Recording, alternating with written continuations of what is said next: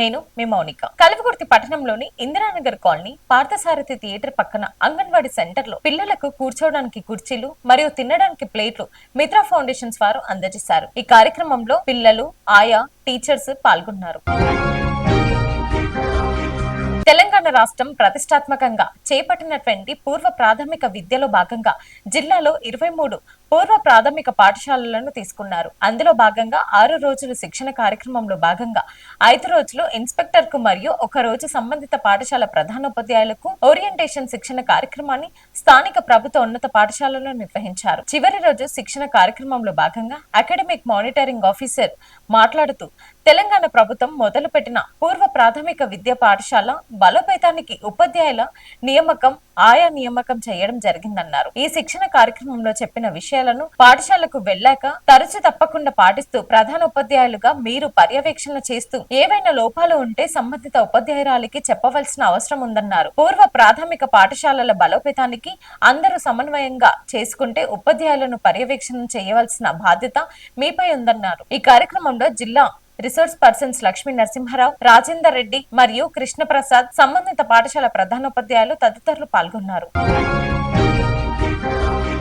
Boinpally BRS శక్తి ప్రదర్శన అంగరంగ వైభవంగా నిర్వహిస్తున్నారు. బీఆర్ఎస్ పార్టీ బలపరిచిన సర్పంచ్ అభ్యర్థిగా సింగిరెడ్డి మాలతి నారాయణ రెడ్డి గారు నామినేషన్ చేశారు. ఈ సందర్భంగా ఆమె మాట్లాడుతూ సింగిరెడ్డి మాలతి నారాయణ రెడ్డి గారు గ్రామ అభివృద్ధి, పారిశుద్ధ్యం, తాగునీటి సమస్యలు, రహదారులు, విద్య, యువతికి ఉపాధి వంటి ప్రధాన సమస్యలు పరిష్కరించడమే నా ధ్యేయం అంటూ ప్రజల సహకారంతో బోయిన్పల్లి గ్రామాన్ని ఆదర్శంగా తీర్చిదిద్దుతానని తెలిపారు. గ్రామ పెద్దలు, యువజన సంఘాలు మాట్లాడుతూ సమాజ సేవ భావమని, ప్రజలతో ఉన్న అనుబంధం ప్రశ్నిస్తూ ఆమెకు సంపూర్ణ మద్దతు ప్రకటించారు. ఈ కార్యక్రమంలో భీమరెడ్డి రామకృష్ణారెడ్డి, భీమరెడ్డి బాలరెడ్డి, సింగిరెడ్డి రాఘవేందర్ రెడ్డి, జంగయ్య, నరేందర్, రాము, పాషా, రాకేష్, శ్రీనివాసులు, మాజీ వార్డు సభ్యులు బాబా శేఖర్ తదితరులు పాల్గొన్నారు.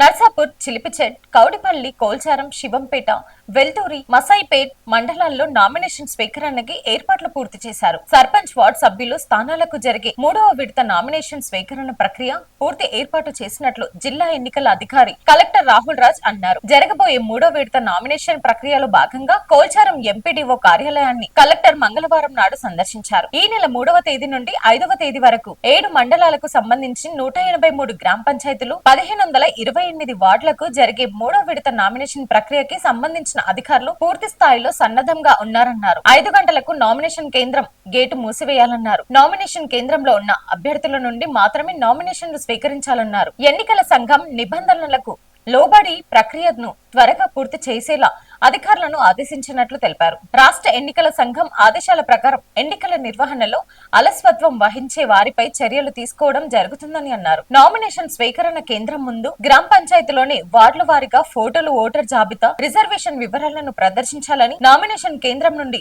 100 మీటర్ల పరిధిలో గుంపులుగా ఎవరిని అనుమతించరాదన్నారు. నామినేషన్ సమర్పించే అభ్యర్థులు ప్రతిపాదించే వారికి మాత్రమే అనుమతి ఉంటుందన్నారు. నామినేషన్ల స్వీకరణలో ఎన్నికల సంఘం నియమాలకు లోబడి వ్యవహరించాలని, నామినేషన్ పత్రాలు స్వీకరించి నామినేషన్ల పరిశీలన, అభ్యర్థుల ప్రకటన, గుర్తుల కేటాయింపు ప్రక్రియలో జాగ్రత్తగా వ్యవహరించాలని అధికారులకు కలెక్టర్ తెలిపారు. ఈ కార్యక్రమంలో నర్సాపూర్ ఆర్డీఓ మహిపాల్ రెడ్డి, తహసీల్దార్ శ్రీనివాస్ చారి, ఎంపీడీఓ, రిటర్నింగ్ అధికారులు, రెవెన్యూ సిబ్బంది తదితరులు పాల్గొన్నారు. Thanks for watching.